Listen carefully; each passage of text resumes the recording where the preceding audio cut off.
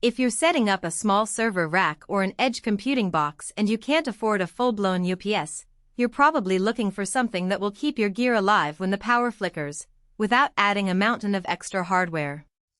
You want a device that just works, that you can plug in, set up, and forget about until the next outage, and you definitely don't want to spend a fortune on a feature-laden unit that you'll never really use.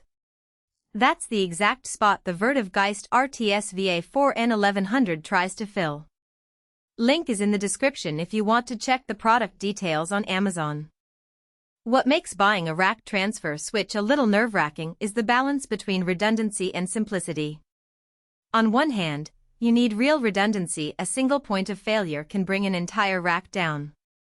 On the other hand, you don't want a device that requires a separate management console, proprietary cables, or a steep learning curve. In the real world, most IT professionals I've spoken to end up using a plain old UPS, even if it means sacrificing the clean transfer that a dedicated switch offers, simply because the UPS is plug-and-play. The risk of buying the wrong thing is ending up with a switch that looks good on paper but turns out to be a headache in a cramped 1U space, or one that forces you to rewire everything just to fit a couple of extra outlets. The Geist RTS VA4N1100 is a 1U rack-mountable transfer switch that gives you dual input power through 10 NEMA 515R receptacles.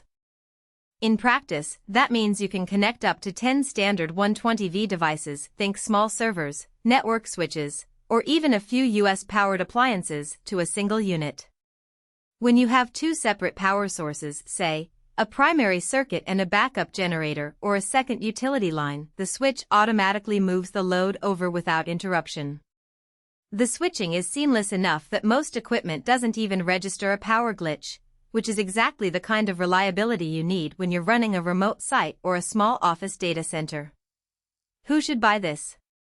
If you're running a rack that houses a handful of low-power devices and you already have two independent power feeds, this unit is a very cost-effective way to add redundancy.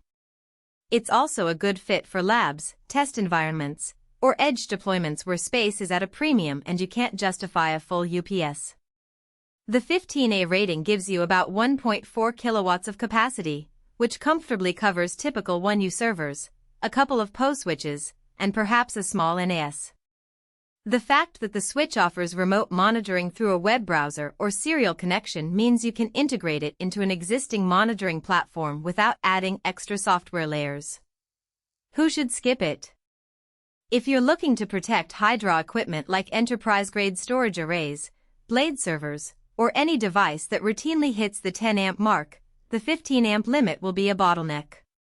Likewise, if you don't have a second power source already in place, the switch simply won't add any value. You'd be better off investing in a UPS that can both provide backup runtime and handle the load.